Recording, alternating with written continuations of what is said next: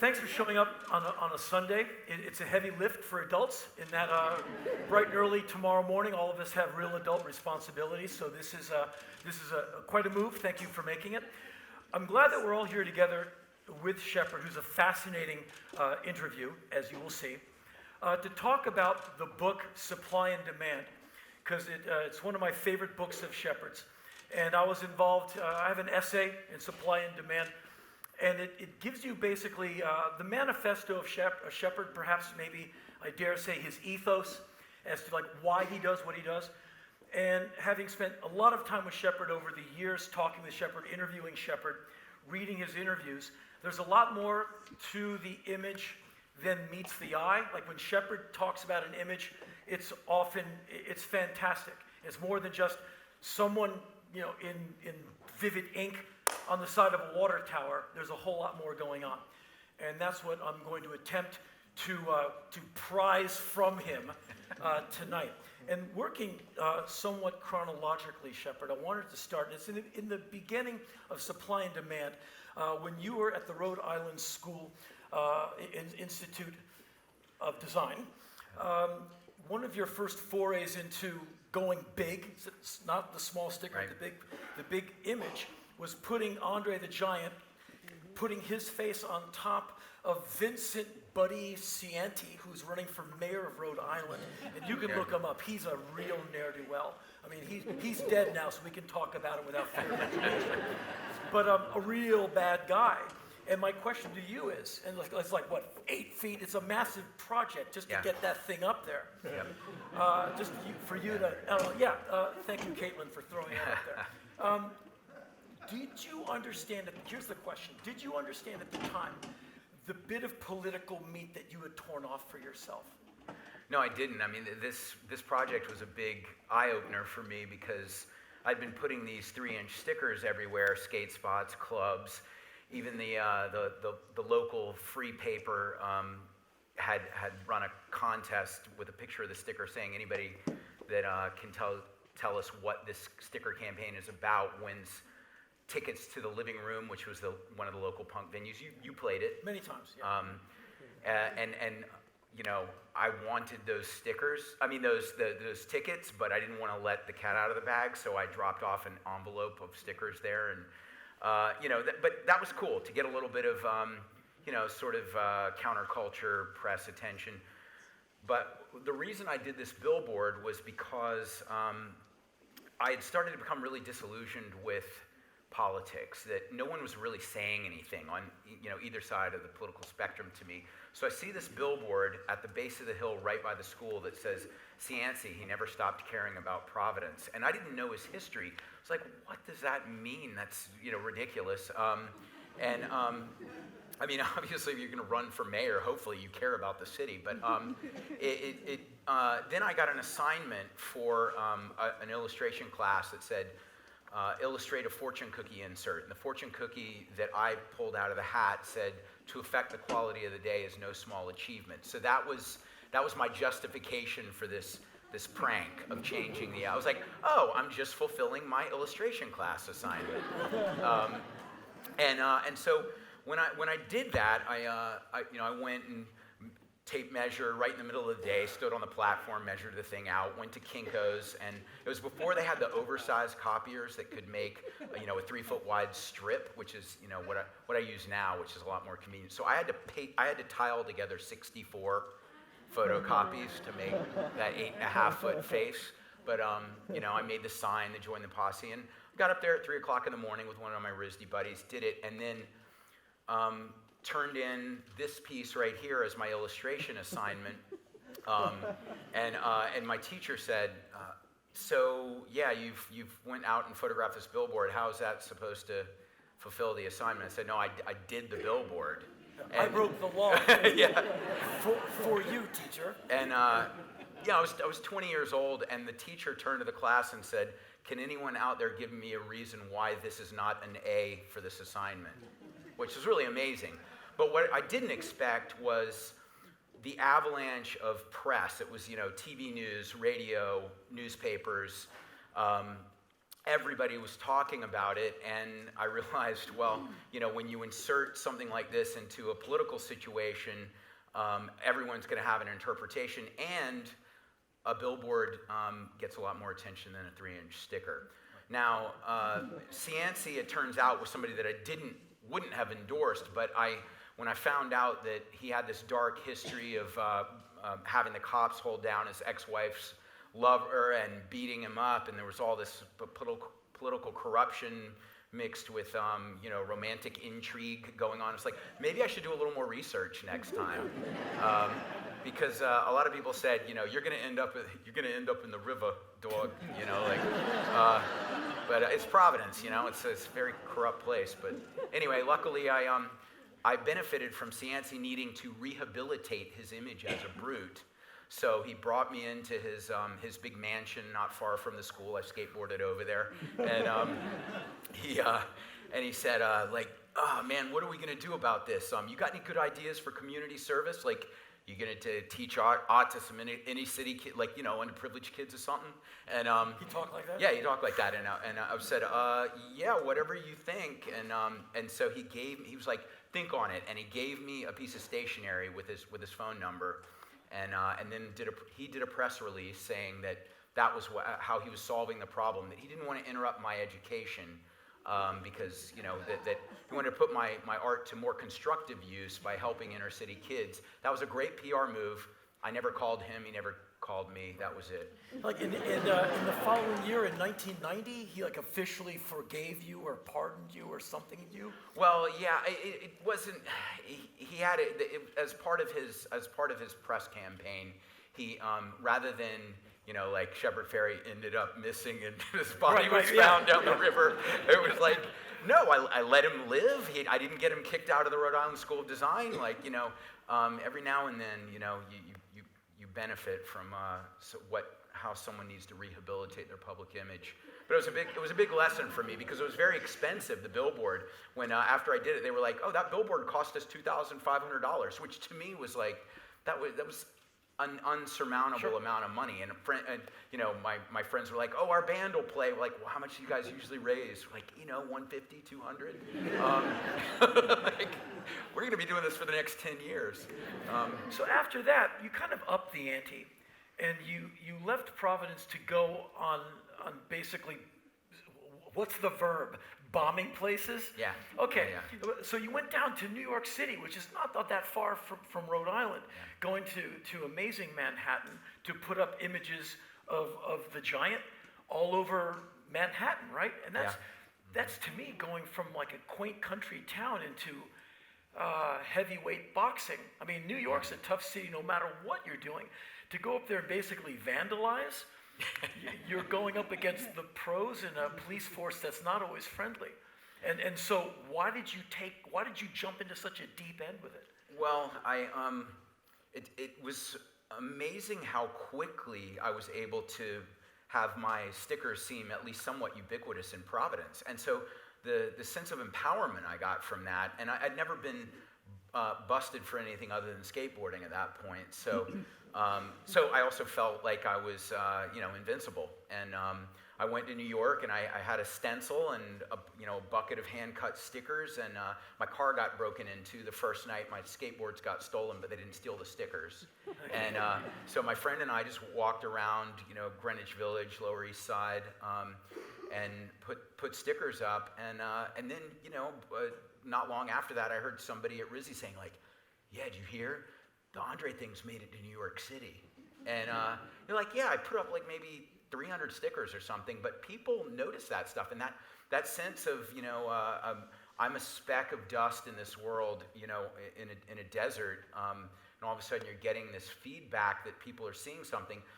It made the monolithic oppression of whatever corporate branding feel less daunting to me. It was really exciting to feel empowered. Let's talk about when the Andre image, you changed the face of the giant. And I'm old. I'm older than this building. I'm older than most of you.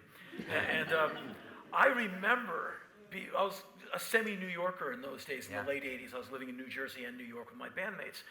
And I saw the old image of Andre, I'm like, oh, Andre the Giant, because me being an old guy, I remember him from TV, like with O.J. Simpson and the $6 Million Man. He was just part of your TV world. Like, oh, that's the big guy. He's probably really nice to kids. I just had this kind of rosy idea about him. And like, oh, look, his face is up there. He's got a posse. Wow, and the height and weight measurement and all of that. And I was like, wow, who's doing that? And how the hell do you get up there to put it up? And that's this image here. This is the first time you tried to go big scale and assemble something, and you saw how hard it was, right? Yeah, back then it was a lot more difficult than it is now. But just the willingness to get an X-Acto, scissors, and tape out, and then some.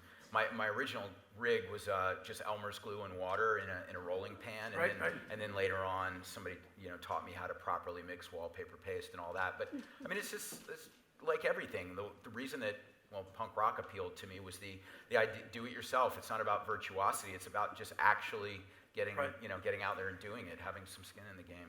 Let's talk about. Let me get back to this. When you changed the image of the going from the old image of Andre to this new sleeker one. Yeah. And to me, it was really subversive in that it stood out less, so you could sneak it into more places. It looked like not exactly mainstream.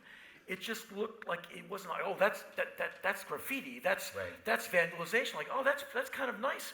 Are these for sale? I mean, it had that thing. Exactly. What I was going for. One could say, oh, he's losing his edge. I saw it quite differently. I'm like, no, he's getting sneaky. Like he's getting into more stuff. Tell me why you made the change. Sure. Well, I mean, there were a couple reasons. One is that when I made the original Andre sticker, it was just me trying to teach a friend how to make a stencil, and I looked through the Providence Journal and saw an ad for wrestling and said, oh, you should make a stencil of this. This is a good thing to practice on. I was making a lot of homemade t-shirts with paper cut stencils. And he said, no, that's stupid. I'm not doing that. I said, what are you talking about, man? Andre's posse's taking over. It was just a spontaneous joke, but it was never because I was such a big wrestling fan.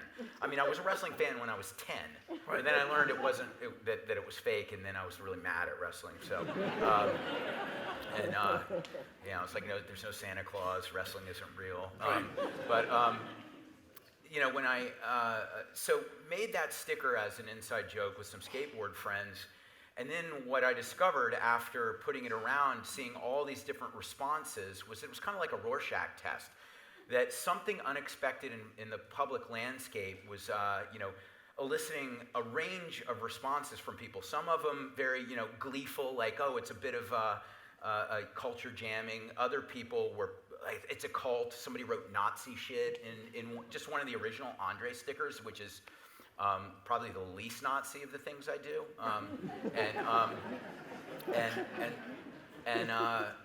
and so I was fascinated by that response because I looked at the control of public space and what you're allowed to view. Right. And you're allowed to view advertising, government signage, commercial signage, and then anything else is pretty much eradicated immediately. So. I became fascinated by that, and I read Heidegger's theory of phenomenology, the idea of reawakening a sense of wonder about one's environment, because people have slipped into kind of a waking trance by not, their repetition has sort of bludgeoned them into submission. So something that that disrupts that repetition can actually. There you go. Yeah.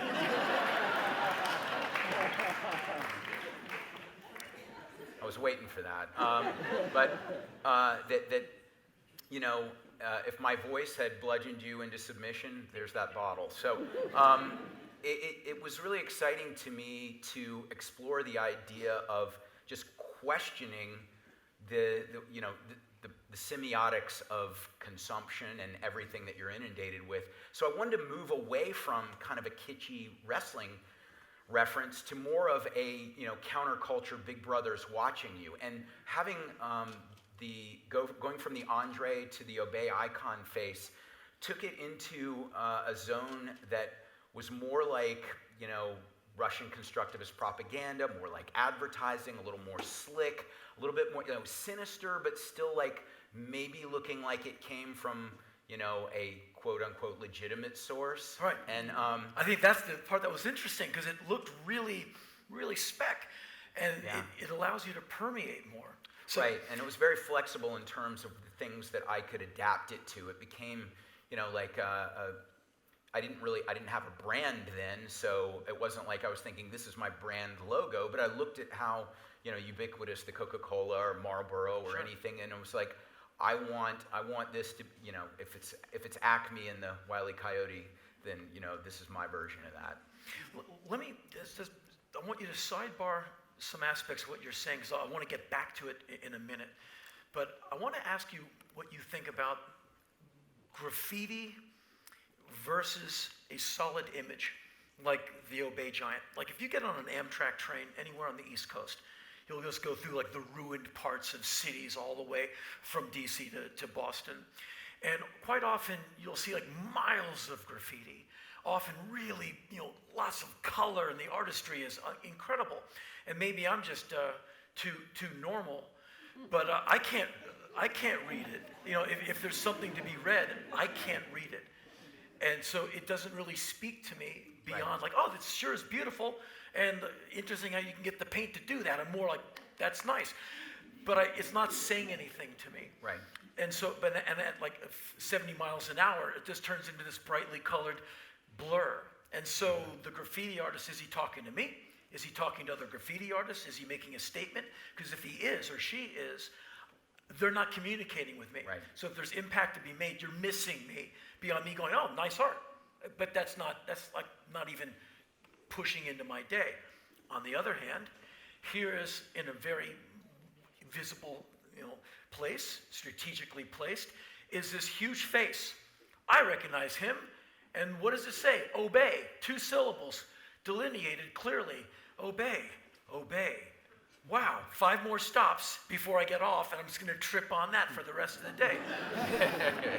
And it really got to me. And I would see, those Obey graphics, because you're an East Coast guy, I was an East Coast guy. I would see your work everywhere. And especially the places I was hanging out, stickers or bigger images like on the side of buildings. And so what's your opinion on graffiti versus a massive image? Well, people always ask me, what were my sources of inspiration, and I'm quite omnivorous with my theft, but I get inspiration from skateboard graphics, from punk flyers and album covers, from also Barbara Kruger's work, but graffiti did not influence me aesthetically. It influenced me conceptually. The idea that art should not just be relegated to elitist institutions, galleries, museums, academic spaces, and going to the Rhode Island School of Design, which was very, very, hypercritical, hyper-analytical. When I took a trip to New York in the fall of '88 and seeing the graffiti get more daring and more dense as you approach the city, seeing what links people were going to, I really liked the sort of liberation that symbolized to me. And so I wanted to do something like that, where it's not about me getting up in front of a class and justifying this aesthetic decision or that aesthetic decision. I like the idea of just the I guess you could say the romantic rebellion of doing something that just says, you don't know me, I don't know you, but here's a symbol of me that says I exist. I didn't just, live and die without leaving a mark. Right. And I mean, I think a lot of this gets down to these basic existential impulses of needing to say, I was here, and then I try to channel that, which can be very, very negative and narcissistic, I think, into something constructive eventually. It took me a minute, but yeah, I mean, the way I look at it is I always wanted to make work that celebrated the outsider's willingness to take risks and bypass the system, but also to connect with people in a way that was relatable. And that's still driving me. 1988, John Carpenter film They Live. Roddy Piper, his character Nada. Good guy, good actor. Dead now, sad. I met him years ago, really nice guy. Yeah, very nice. Handshake that would break your entire body, unbelievable. Yeah. His character finds a pair of glasses. He puts them on, he starts seeing the truth. He sees the rich elite as aliens, as these toxic, dangerous creatures, and there's Obey, where it's not a vacation to Hawaii. It's like consume, obey, die. And these are awful people. Well, they're not even people. They're just from a whole other planet. And so Obey figures very, prominently in your work. And you got it from They Live. Yeah. Let's talk for a minute about the impact of that film on you. It's a great film. Yeah, really, it is. really cool. How many of you have seen They Live? Yeah, it's Some great. of you? All right, good. This is an exceptional crowd. Wow.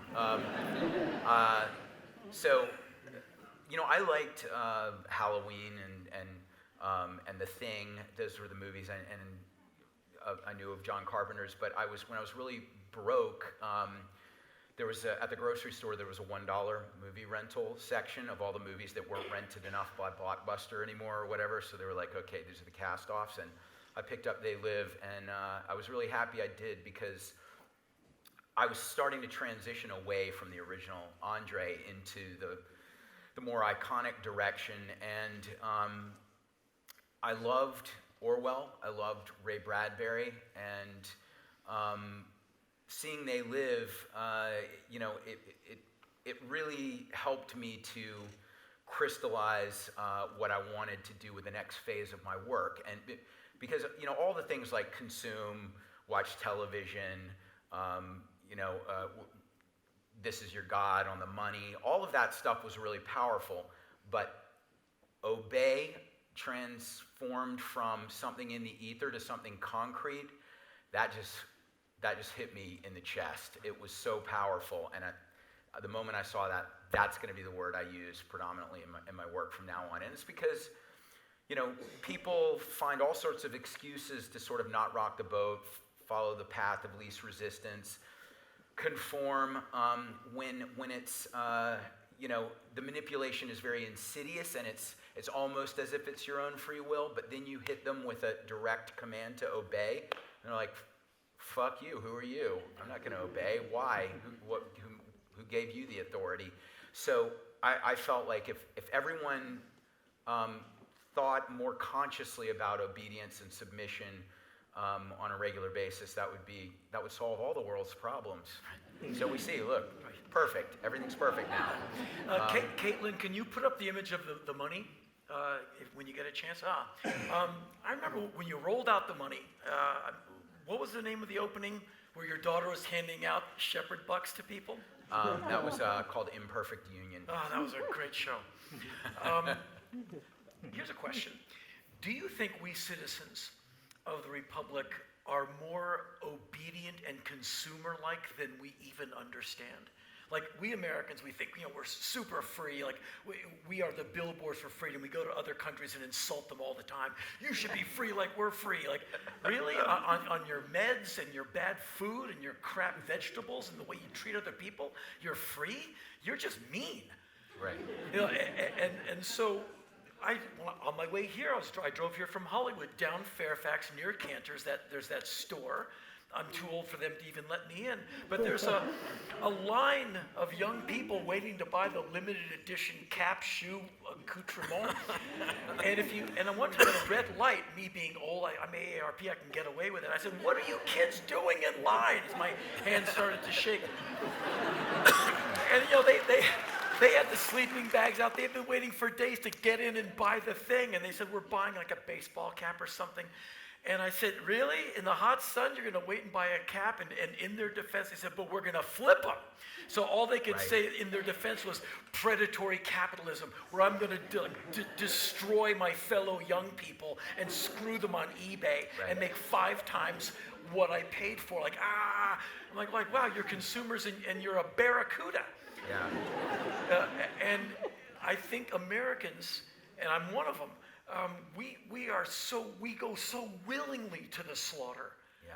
Like when you see the deals on food, like get all this food for $4.99. That food will like, turn your blood into pudding and kill you. But it's cheap. But it's poison. But it's cheap. And we will defend that. And that's why that movie, They Live, spoke so loudly to me. When I saw like all of a sudden they're all skulls and they're evil, I'm like, obey. I was like, yeah, it's a horror show. Everybody sells out a little. That guy. Ooh, yeah. It's the guy who was, playing a homeless character who ends up being basically an agent for the aliens. That's something that I'm thinking about all the time because I'm navigating capitalism with my work, and a lot of people will, call me a hypocrite, and it is challenging to operate within the system in a way that hopefully maintains one's principles, but there's so many different forces that are, beyond our control. So I try to use my work. There's a flip side to this. This series was called Two Sides of Capitalism. Yeah, we don't have it, unfortunately. The other, I have what I have. But it was in the presentation I sent over. But anyway, let me just get to that. So the other side is a printing press, and it's basically talking about empowering yourself, being industrious, hardworking, and the rewards that all the cliches of how to achieve the American dream, which don't actually pan out for most people. But I guess like we're exceptions because we're exceptional. It's the trickiest. Surviving. I'm wondering for you, if not. Surviving money and popularity hasn't been the biggest challenge of your adult life. Like that would be There's so many women with palm fronds and grapes at my door No, trying to just get in to fan me. It's brutal. Yeah. And all the massage and all of that. But that would be a tricky bit of water to navigate. Well, it is because people assume that whatever the outcome is what your focus was. For me, money, which has been an amazing tool to give me the freedom to do things I couldn't do when I was broke, has been an unexpected, peripheral result of my focus of just trying to speak a language that I thought was fairly universal and with my work aesthetically, and then have some things that were challenging embedded in it. But that's interesting how, when something appeals to someone visually, they may or may not get the irony of becoming sort of a slave to the fashion in a sense. And when people have asked me like, well, what would be the ultimate success of your project? Obsolescence. But of course, I like getting to live my life as a creative person, so I'm glad that people will wait online and buy my prints every week. But really, I've made prints about people's obsession with capitalism that I sold and said in the description, I understand the irony of selling this. If this does not resonate conceptually and visually, and your money would be better spent on going to see a movie, going out to dinner with your significant other, going to a rock show, please don't buy this print. But I also think those who know you, they buy them anyway. Those who know you wouldn't call you down on any of this stuff because I know you pretty well, and you do 2 8 to 10 hour shifts on a regular basis. Whenever I see you, you look pretty good right now. Usually when I see you, you just look really tired because you work really hard. Because this stuff it takes trying to keep up with him, seriously. Like I got don't nothing else going on. Insane work ethics, but there's an image in supply and demand. I'm not trying to cut you off. Yeah. I just have so many things I want to ask cool. you. There's an image in supply and demand I wanted to talk about. It's like this big. It's like halfway into the book. Mm-hmm. You put an Obey poster on something that at one time was a rectangular space, but the upper right-hand corner of this edifice had been knocked off. Oh, yeah. And it's beautiful to me because you see 3/4 of Andre, where you basically cut looks like you folded the poster around the defect in the edifice, where it now, Andre is conforming to the raw physicality of the space and just really taking advantage of that. And it's one of my favorite images in the entire book of Andre with like this part of his face gouged out because it's conforming to the building. So I wanted to ask you about the use of physical space and how you look at a place and go like, okay, I'm going to put it there, no, there. And it can't be for only one reason. So it seems to me there's myriad reasons, like there are. good texture, good lighting, I can get up and get out. Doesn't look like anyone's going to go up there and take it down for a while. Yeah. I can park my car there and get the hell out of here if someone calls the cops. I mean, all these things as a street artist type, you have to consider all of that because you've gone to jail more than once, and it wasn't an easy ride, right? 18. Wow, you are hardcore, man. Jeez. Look at me, the tattoos, the scary face. You know how many times I've been to jail? How many? 0.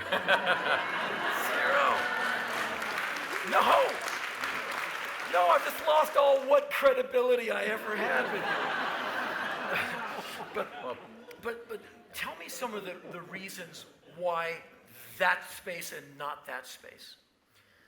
Well, when I first started off, I was really poor and I was young and it was me against the world and I hated everyone because I just did. But so I didn't I didn't really respect property per se, but I did quickly start to get the idea that I could justify what I was doing on public space because taxpayers own public space, and I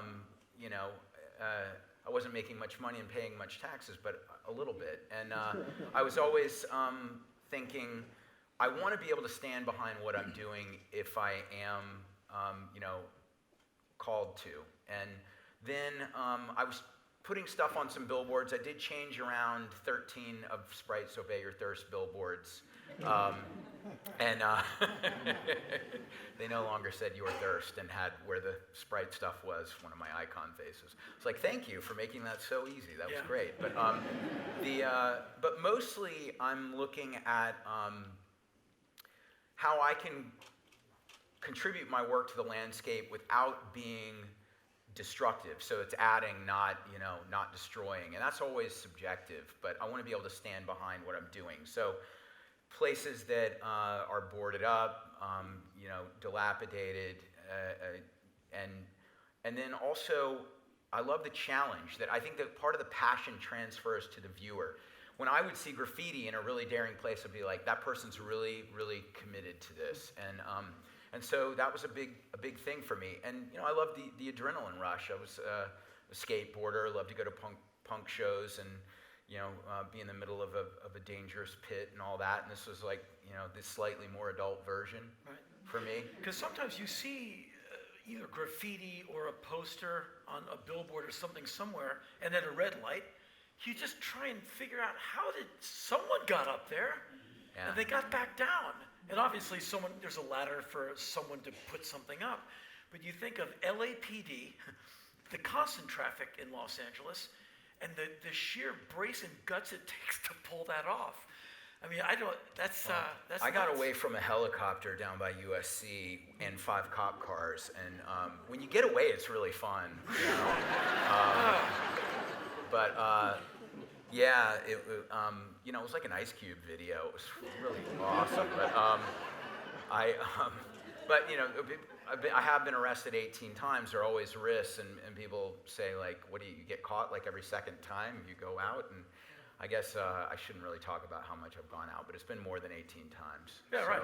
But it's to me, I think it's really important to push the idea that a lot of the rules that exist are to reinforce the power hierarchy, and that if you really want to if you really want to demonstrate that you're not willing to submit to that structure, you have to be willing to take risks. And I try to put that mentality to good use in terms of the things I'm outspoken about, whether it's xenophobia or the Iraq War, when that was a very controversial position to have, because hey, if you weren't with America, you were with the terrorists, So I'm a risk taker, not just when it comes to my street art, but the street art was an important thing to me. And then people see that and they say, oh, how'd you do it? And I like to, unlike the graffiti you mentioned, which is very cryptic and the people want to keep it mysterious, I want to demystify and just show people these simple tools of empowerment. And maybe it's not going to apply to street art for them, but it's going to apply to something else. A thing you said to me many years ago, I think about it all the time, because I've never been able to dislodge it. Many years ago, right around the time Supply and Demand came out, I think, we were talking about billboards on city streets, and you said something, I'm paraphrasing. You said, when I put a poster up, someone will say, you're vandalizing, that's an eyesore. And you said, screw that. You putting those billboards in my face is an eyesore. You're messing up my eye line. And I had never thought of it that way before. And I immediately, and since then, it's like, 10, 15 years, I've been offended by every billboard I see. Because I'm looking out of my car, like, why am I looking at that pair of underwear, like your crotch for a long red light? Why? Because you own this property up in the sky? And so this is the part I really want to get into it with you. The idea of billboards are targets. Soon, I don't care if I own that property, I own this billboard, it's been in my family, and he rented the billboard. Screw you, screw your billboard and your sense of propriety to my eye line. Anything that happens to your image, whoever spray paints, whatever slaps up, whatever poster, who is it for these billboard people to have a one-way conversation with me as they cram this down my throat? The graffiti, your posters, and the posters of others interrupting that signal, it is the response to the call. It now sets up a dialogue. And finally, the thing is broken, and now we're conversing. It's the tit for tat. Like, that's yours, here's mine. And like the city has answered you back. And I think it's a hell of a thing it's a great thing to be offended by it. And I think any billboard, no matter what happens, I have no pity or mercy for any of those people. I don't care what they spent. Anybody who goes and graffitis over it, thank you, because I want to, but I just don't. I'm with you in spirit. I don't want to climb up the ladder with a thing. But I get it. And that was one of the most relevant things you ever said to me. Like, I think about it all the time because I'm in traffic here all the time. Well, the thing that's so insidious that a lot of people don't think about, and it's, I always go to Noam Chomsky's idea of the spectator in democracy. That we feel like maybe we participate in certain ways, but in a lot of ways. If you don't have a lot of money and a lot of power, you're somewhat of a spectator. And so reminding people that, in a true democracy, just the rich and powerful are not dictating what everyone else has got to submit to. And so, yeah, that's an important concept for me. And it informs a lot of my work beyond just the street art. Yeah, this thing I was thinking about today, I wrote this before I came down here. If I notice something, I've incorporated it. If I mention it, I've endorsed it. If I don't like it but do nothing, I've accepted it. And if I've accepted it, I've condoned it. Yeah. And when you don't stand up, you're basically saying it's okay. Here's an amazing image that you made. Patty Hearst, February 1974, she was 19 years of age. She was abducted from her apartment in Berkeley, California by members of the Symbionese Liberation Army. By April, she took part in the Hibernia bank heist in San Francisco. And I remember as a little kid seeing those images of now Patty turned into Tanya, granddaughter of William Randolph Hearst, this mega gajillionaire, and she's like blue blood as American people get. And all of a sudden she's got this bitchin' beret and she's holding some cool gun. And her name is Tanya now, which was really hot. I was young, I was like, wow, I want a dangerous beret-wearing, gun-slinging gal named Tanya to, show me a few things and we can read poetry to each other and it'd be great. But she was this fascinating idea because she's a rich person. She was given like a 35-year sentence. She did 22 months. Her sentence was commuted by Jimmy Carter, and she was pardoned in 2001 or 2000 by an exiting Bill Clinton on his last day in office. And so she just kind of went back into being a rich person. And people are on the fence with her. Where she said, I was raped and brainwashed, I didn't want to do it. Like, look. But then other people say, no, she was into this. She was like rebelling against, grandpa and the establishment. And so she's one of those people that was eventually absorbed, like the Che Guevara poster on every college person's wall, absorbed into the American lexicon of speak and imagery. And I'd want to know just very quickly if you could just talk about her and what she means to you. Because it was the first time I saw someone play both sides. Like, you did hold up a bank. You were holding a gun. You are a villain. You're a criminal. And you did 22 months and 2 presidents interceded. Must be that being rich in this country, you get a different version of justice. I came up with that when I was like 15 or 14. I was like, wow, is it really this awful? And she taught me a lot. And so you capture her. I love that image. It's in the book. Yeah, it is. Well, one of the reasons I was fascinated by her is that my dad had said something when a girlfriend broke up with me, which was, well, people act in whatever way they think serves their interest in that moment, basically trying to gently say, like, dating you is no longer in her interest.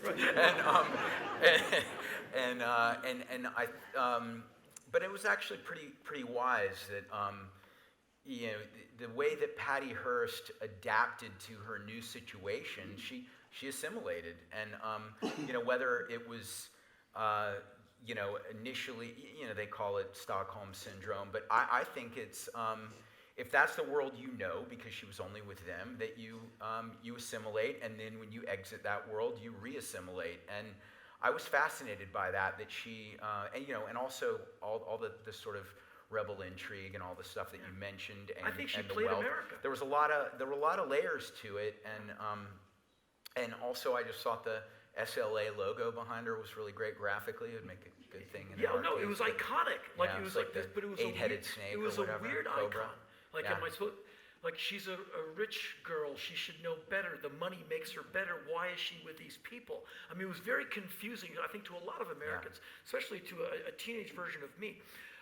In an interview in the book, someone asks you, why do you do this stuff? Why these images? And you said, quote, the posters are designed to start a dialogue about imagery absorption.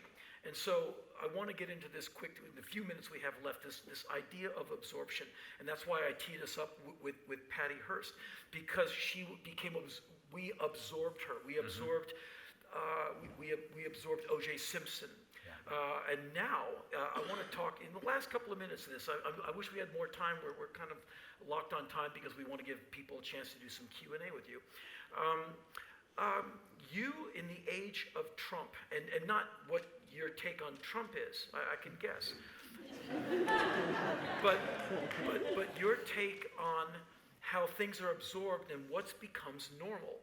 Because to me, a president who tweets is someone I think is a juvenile.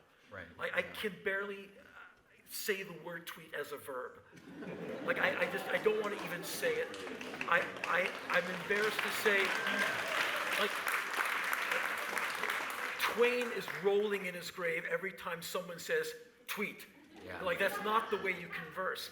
And I thought someone like Reince Priebus would have gotten him and said, Mr. President, please stop. This is for kids telling each, stupid things about what they did today that you tweeted, like, my dad sucks.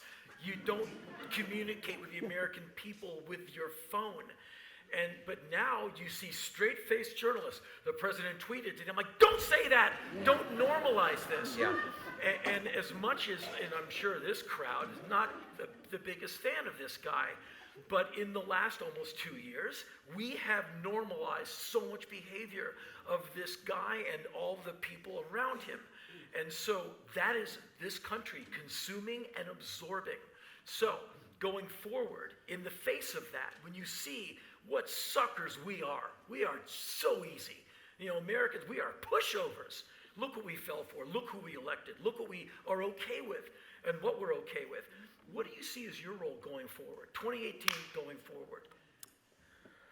Well, I did a body of work called Damaged, which Yes, great. you saw the show, and you know it's named after, in part after Black Flag's Damaged album, which you had a big part of. So thanks for all that. But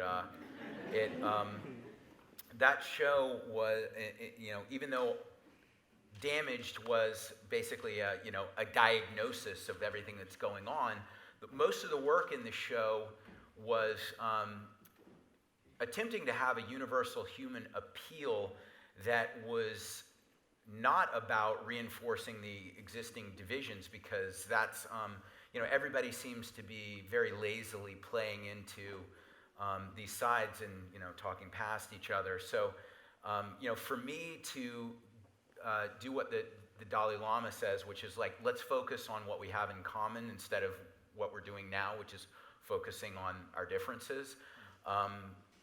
Because I think that it is a very fractured time.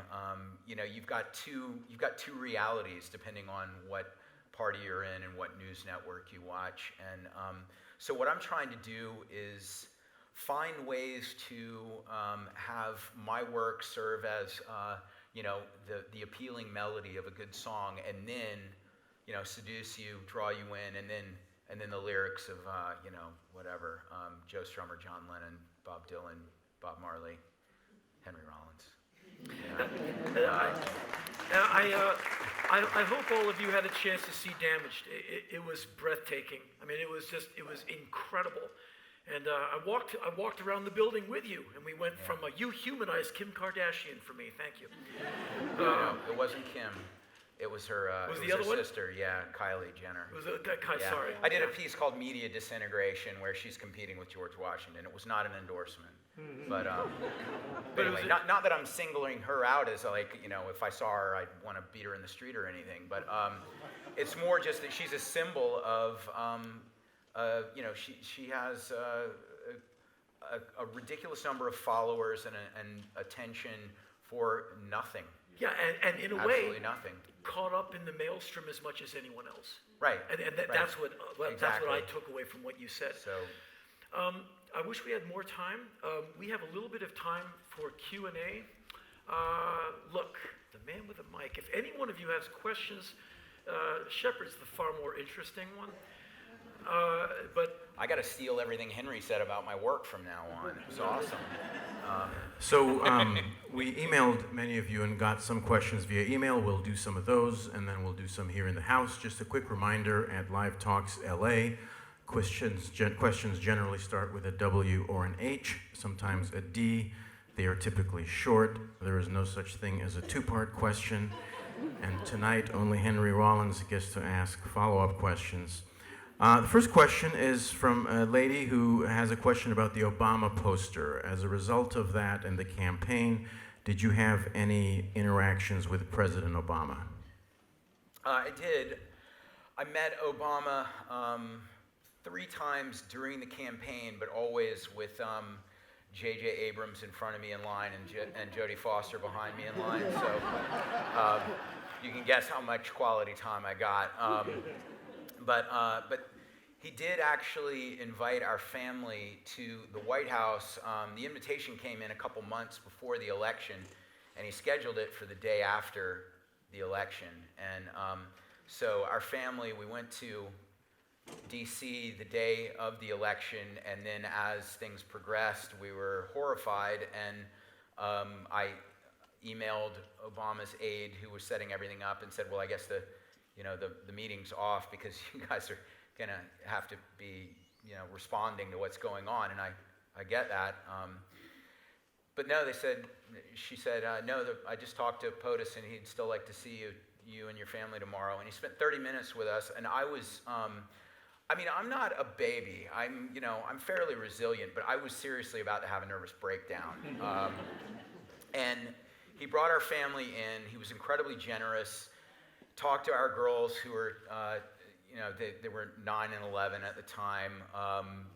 He hugged and consoled us and said, this is a tough day, but progress does not always move in a straight line. It zigs and zags or setbacks. You know, I guess he's a really great speaker who's probably rehearsed these things, but it felt so genuine in the moment. And I didn't agree with everything Obama did. I was very angry about drones. I was very angry about domestic spying. And when I was asked by a different aide of his if I wanted to give a personal message, I said, if making me safer makes anyone else in the world less safe, I don't want to be safer. Yeah. And then I didn't hear anything, so I thought I was on the shit list. But then we got invited, and all I have to say is that his kindness, his his dignity, his humor, he's a quality human being. Especially in contrast to what we're dealing with now. It's so solid guy.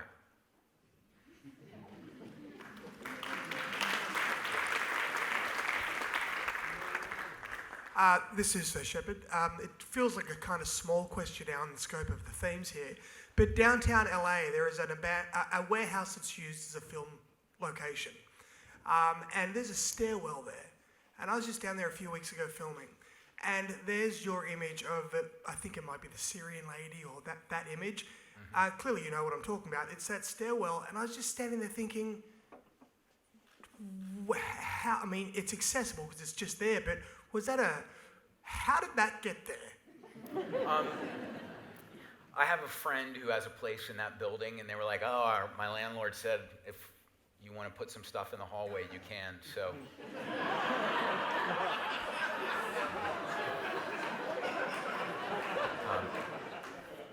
Yeah, that's how it happens sometimes.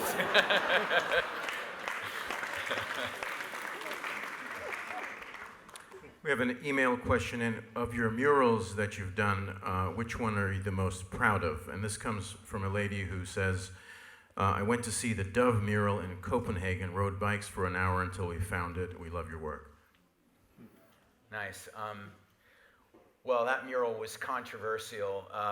It was a peace dove, really controversial in Copenhagen. But it was interesting because there was this idea that I was some sort of capitalist interloper in this more socialist place, and usually I'm accused of being too far to the left. To them, I was too far to the right, and there was, hey, Urban Outfitters hipster, go back to America, so I'm glad that so the bottom part of that mural is, being tagged and graffitied, but the dove is actually still up there, and that has a rich story to it that I don't have time to get into. But probably the mural I'm most proud of right now is behind the orange curtain in Costa Mesa. I got to do a mural that was about welcoming immigrants, and it's Oh man. and it's on the side of an apartment building next to the 55 freeway. It's seen by thousands and thousands of people. But I put some a skater and a surfer and some palm trees in there too, because they were like, this is extreme sports culture down here, man. Hook it up, bro. And so I wove that in there. But the majority of the dominant image of the mural is about welcoming immigrants, and so I'm really happy when I'm able to achieve a little coup like that. And I think that it's appealing enough an image that it doesn't come across as something that's like you're either for or against building the wall, or you think people from all Muslims are terrorists, or you don't. I think hopefully it's the kind of thing that maybe will just having an image of someone who's not just a white person on a wall might just be that crack in the door. Hi, over here, sorry. Hi, Shep. My question's about uses. A big part of the book is entitled Propaganda, and your use of Soviet propaganda, images like Big Brother is watching, or even when you conformed into the star. Wondering if you ever received backlash for using things that were dug out of textbooks, and like when you were vectorizing it, were people upset? Were you using 1940s propaganda images? Has you ever seen any of that? And then as your use, like what backlash you'd got or, fist into the air you'd get from that? Well, I emulated the Russian constructivist style stuff because it's really well designed, and also it was the style that most Americans had been conditioned to fear. So that reactionary side of, whether it was, McCarthy or the Red Scare of the 20s, people are conditioned to fear that, and yet they're conditioned to not only accept but embrace the most pervasive form of propaganda in America, which is advertising. And when you look at the visual language of Marlboro and McDonald's, and then you look at the Russian constructivist stuff, there's a lot of similarities there. But my feeling was that it was it amused me, and that it was actually conceptually logical to say, okay, if you're scared of this thing that's benevolent but in a sinister package, might there conversely be things that you're accepting that are in a benevolent package but are sinister, that you should actually be questioning more?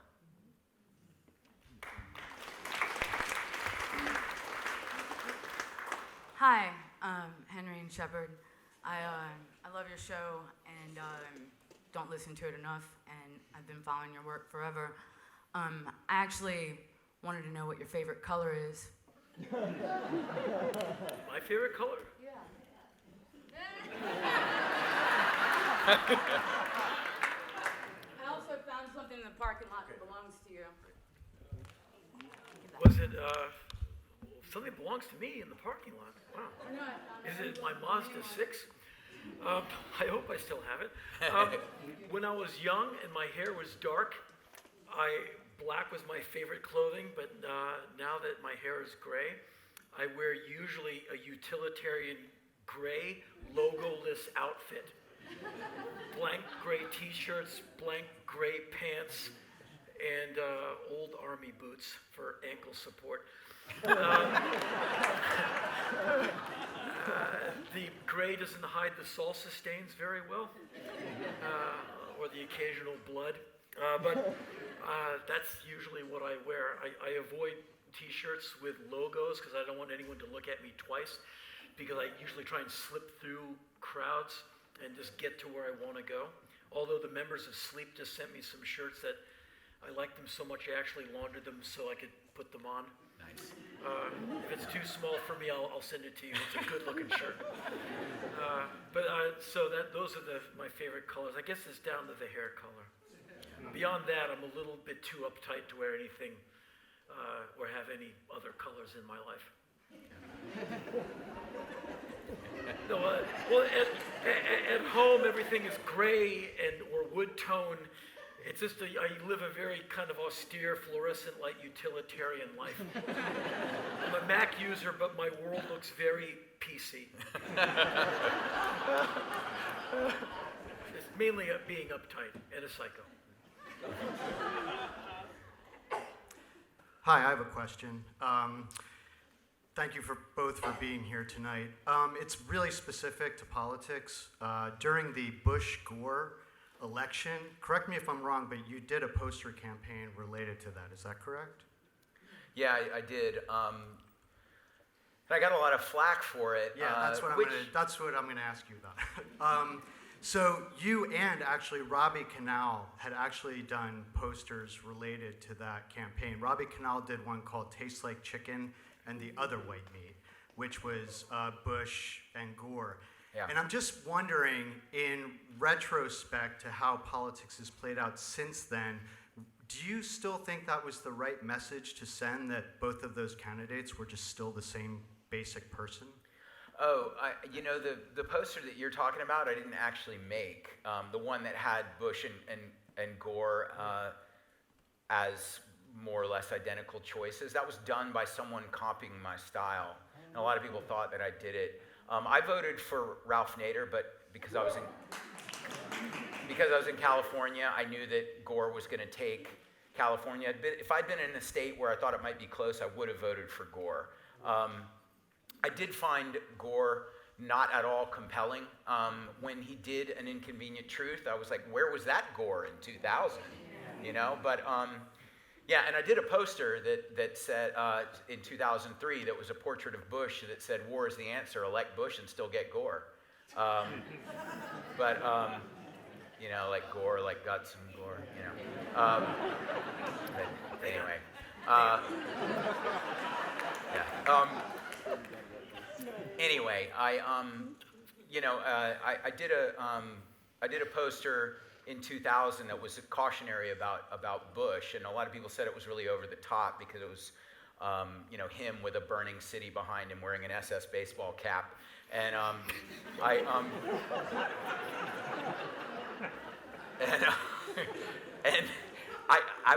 was more prophetic with that than I ever hoped to be, but you know, there's that punk rock side of me where I love Winston Smith's work and Raymond Pettibone, and you know, all the sort of over the top antagonistic graphics.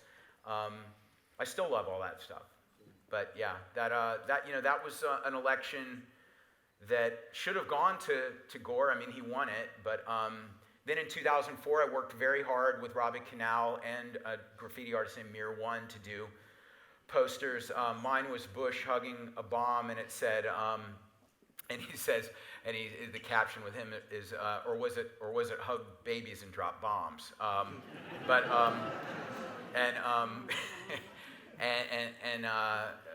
You know, a little thing that said, we need to use our youth, our military strength to protect our youth. Really means we need to use our youth to protect our military strength. You know, that felt good to do. It was very, it was good therapy, but I don't know how much it really changed the conversation.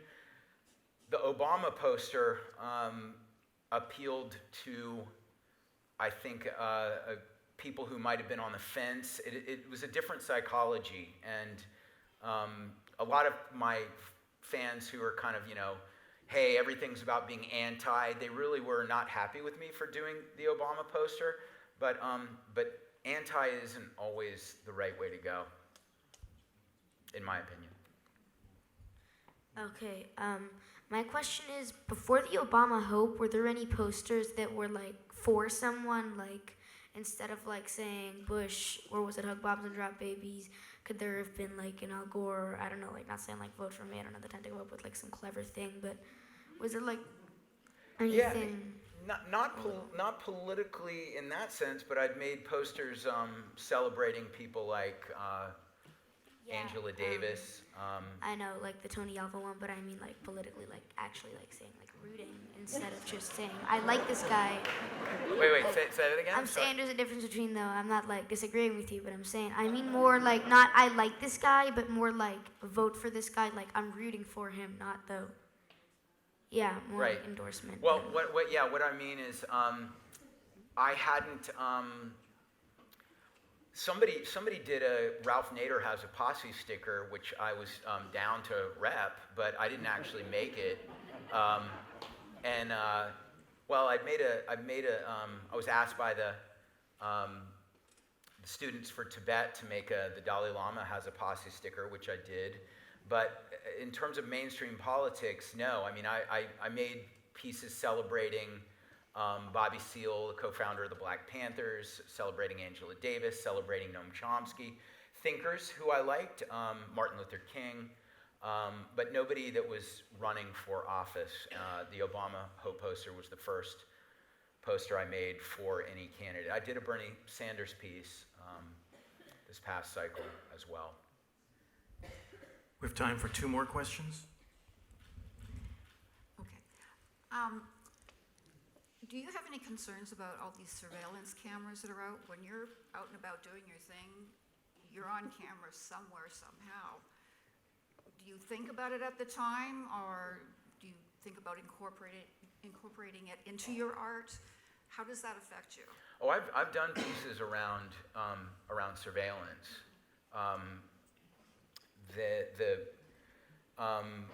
Yeah, I did a show in London in 2007 called 1984, the loving embrace of surveillance culture. London, where 1984 was set, has the largest number of surveillance cameras per capita of anywhere in the world. And post 9/11, it just seemed like everyone said, "Let me please give up my privacy for hypothetically my safety." Fear was such a persuasive tool.